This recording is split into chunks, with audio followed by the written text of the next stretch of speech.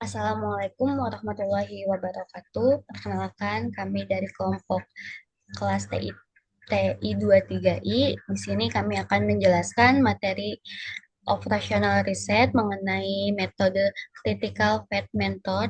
Di sini saya bersama rekan-rekan saya. Sebelumnya, izinkan perkenalkan diri terlebih dahulu. Perkenalkan, nama saya Wahidatul Nafila dari kelas TI 23I. Nama saya Hanalia Dewi dari TI 23I. Selanjutnya, Perkenalkan, nama saya Dimas Manda Saputra dari TI 24. Perkenalkan, nama saya Damar Rizkianto, saya dari kelas TI 23I. baik, selanjutnya kita langsung akan memasuki materi metode critical path method yang akan dijelaskan oleh Damar. Enggak lucu.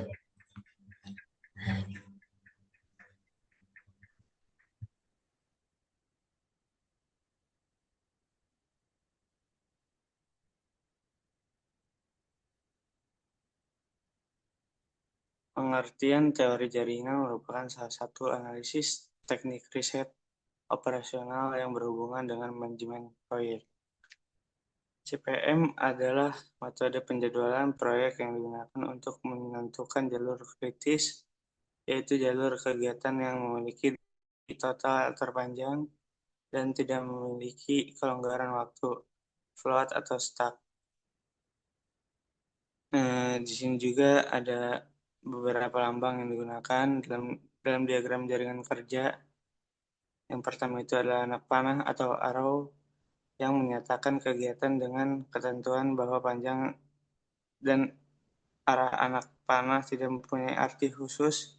Pangkal dan ujung panjang menerangkan kegiatan mulai dan berakhir dengan arah ke kanan positif, ke kiri negatif.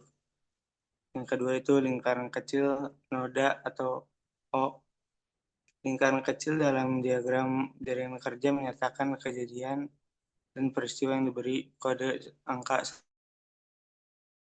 Ketiga ini ada anak panah putus-putus yang menyatakan kegiatan semu terjadi perpindahan suatu kejadian.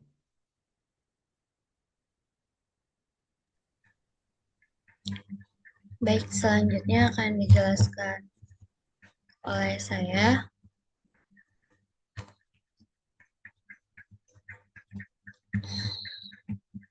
Nah, di sini kami akan mengambil studi kasus yaitu dari metode C CPM. Itu di sini ada mencari waktu tercepat untuk aktivitas seorang analis lab mikrobiologi di PT Pancaran Mulia Sejati. Nah, yang di sini itu ditanyakan WKC atau waktu kejadian paling cepat dan WKL waktu kejadian yang paling lambat. Nah, sebelum itu di sini ada sebuah aktivitas yang dilakukan oleh seorang analis. Di sini diberi kode yaitu ada kode ada kode A sampai kode A sampai dari kode kode A sampai K. Nah,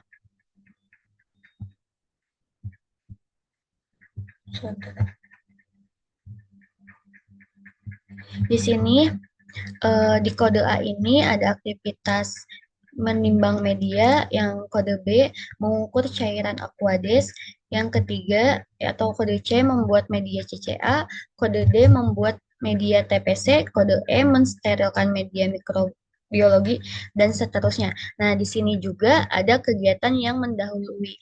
Jadi di sini kode A ini kan menimbang media. Nah, di sini tidak ada kegiatan yang mendahului, tetapi nanti di sini di kode B ini kegiatannya ada kegiatan yang mendahulunya itu berarti kegiatan A. Nah, di samping ini ada durasinya. Nah, kita memakai durasi menit. Jadi yang ini 3 menit, 5 menit, 15 menit, 20 menit, 30 menit, dan seterusnya. Nah, kita langsung aja kita buat eh, simbolnya. Jadi kita biar tahu kegiatan mana waktu yang kejadian yang paling cepat dan waktu kejadian yang paling lambat. Jadi yang pertama itu setelah kita menulis semua aktivitasnya dari A sampai K, terus di sini kita sudah mengetahui setiap kegiatan waktunya, dan di sini ada kegiatan yang sebelum dilakukan. Jadi ada kegiatan yang harus didahului sebelum kegiatan itu akan mulai.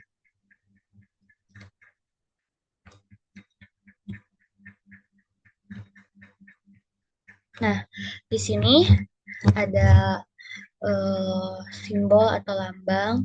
Nah, di sini kan ada kode A. Nah, kode A itu yaitu kegiatan yang pertama kali. Jadi dia tidak ada yang mendahulunya.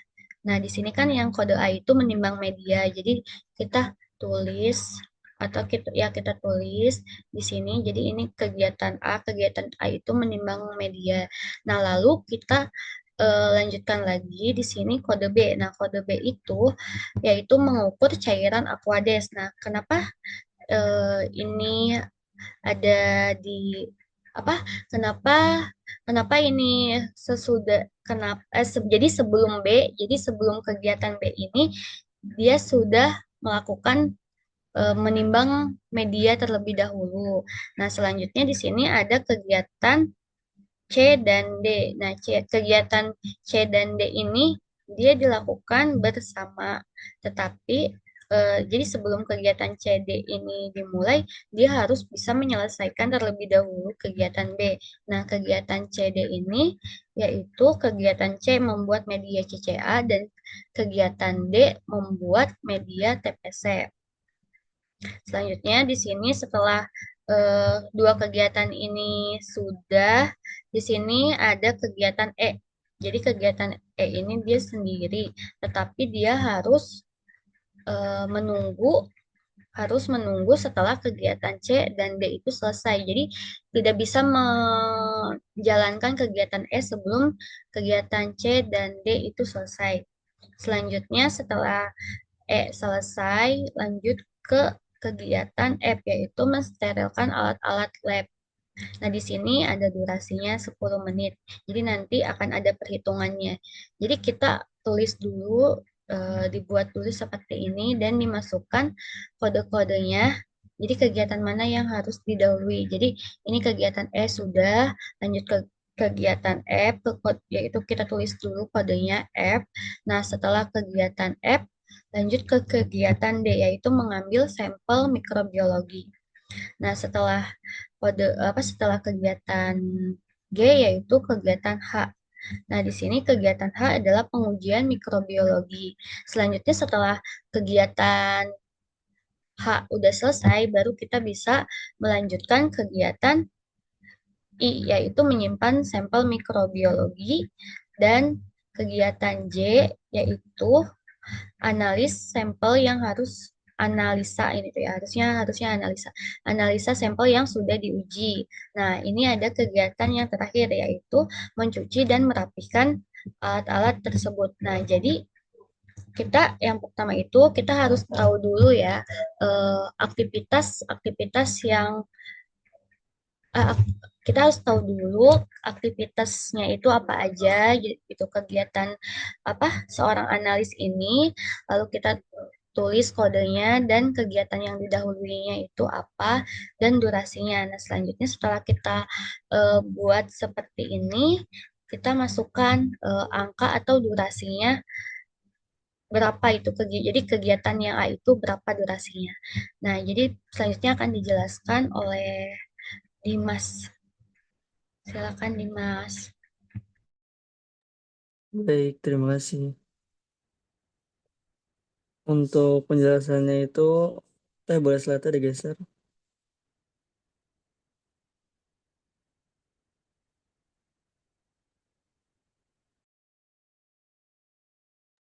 Nah, untuk penjelasannya itu, angka 0 yang di atas di samping A ini, dia dari angka awal yang dimana itu nilainya 0. Untuk angka 3 yang di bawah A itu hasil dari menit yang ada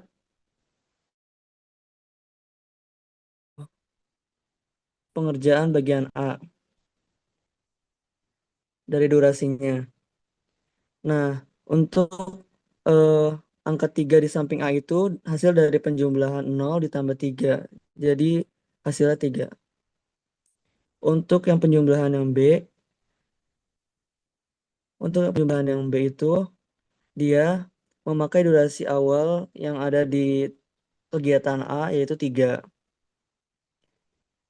Untuk yang hasilnya yang di bawah B itu dia hasil durasi dari menit kegiatan B. Lalu penjumlahannya 3 ditambah 5 sama dengan 8. Untuk kegiatan yang C itu kenapa di sampingnya 8? Karena hasil dari kegiatan B. Dari penjumlahan kegiatan B, lalu di bawah C itu durasi menit dari kegiatan C, dan hasilnya itu 8 ditambah 15 sama dengan 23. Selanjutnya untuk kegiatan E itu ada durasi 30 menit yang lalu samping samping dari kegiatan E itu 28 hasil dari hasil sebelumnya hasil sebelumnya lalu penjumlahannya itu 30 ditambah 28 sama dengan 58. Untuk durasinya 10 menit. Lalu angka samping F itu adalah hasil dari kegiatan E yang dimana penjumlahannya 58 ditambah 10 hasilnya 68. Untuk kegiatan yang G itu 68-nya tetap di bawah dari hasil kegiatan yang F. Lalu durasinya 10 menit ditambah 68 ditambah 10 sama dengan 78. Untuk kegiatan yang H itu durasinya 35 menit. Lalu angka 78 samping H itu angka durasi yang telah dijumlahkan dari durasi G. Hasilnya 78 ditambah 35 sama dengan 113. Lalu penjumlahan yang kegiatan I itu dengan menit 5 menit dijumlah dengan angka hasil dari durasi H itu 113 sama dengan penjumlahannya sama dengan 118. Untuk kegiatan yang J itu menitnya 15, lalu 118 ini hasil dari kegiatan yang I, lalu dijumlahkan hasilnya 133. Untuk kegiatan K itu memiliki durasi menit 10 menit dengan hasil dari kegiatan J, dengan hasil keseluruhan dari kegiatan J itu 133, lalu dijumlah 143. Lalu selanjutnya dilanjutkan oleh Tehan.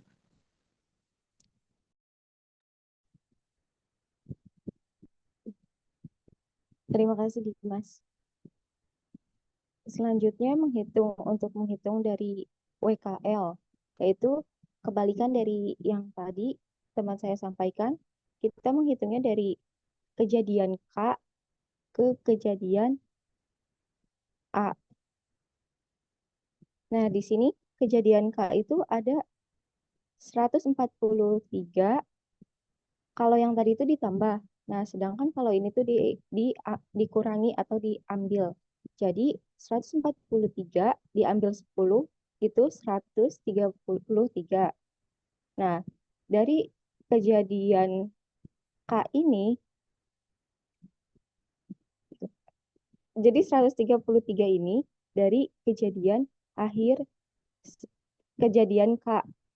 Jadi 133 diambil 15 yaitu 118. Terus yang di kejadian I ini 118 dari kejadian J diambil 5. Terus di kejadian H ini ada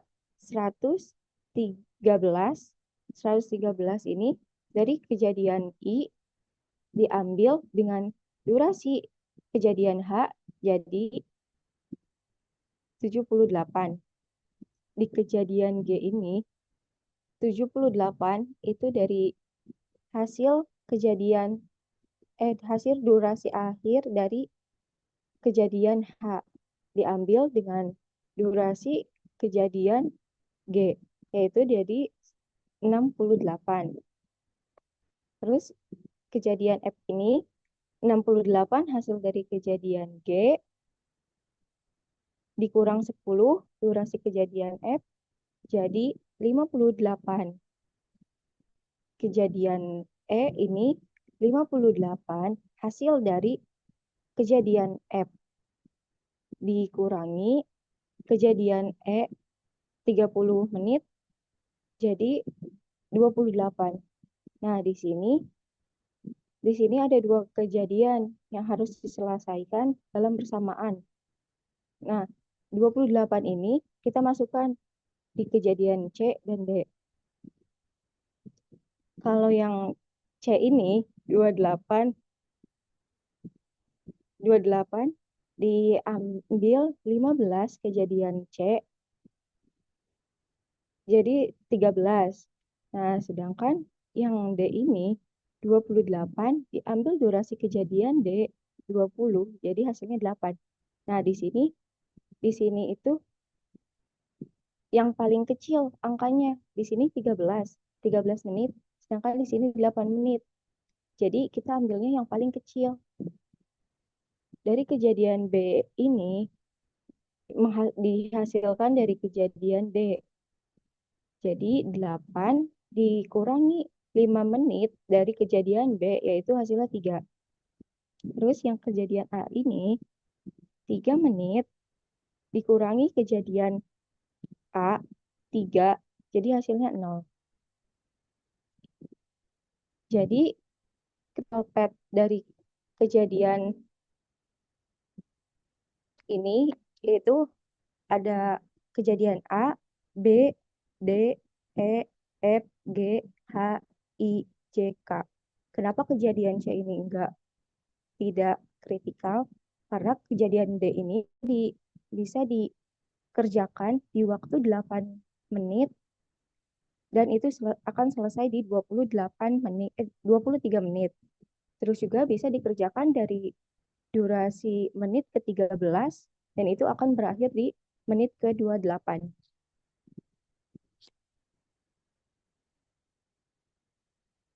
Saya kembalikan kepada Nafila. Oke, jadi baik, terima kasih kepada teman-teman sekalian yang sudah menjelaskan mengenai studi kasus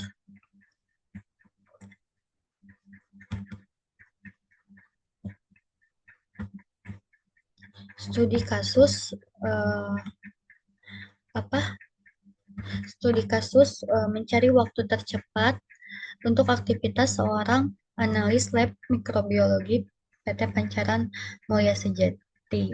Nah, selanjutnya terima kasih sebelumnya kepada teman-teman sekalian yang sudah menjelaskan materi ini. Mohon maaf bila ada penyebutan kata atau ada kata yang kurang berkenan dari kami. Wassalamualaikum warahmatullahi wabarakatuh.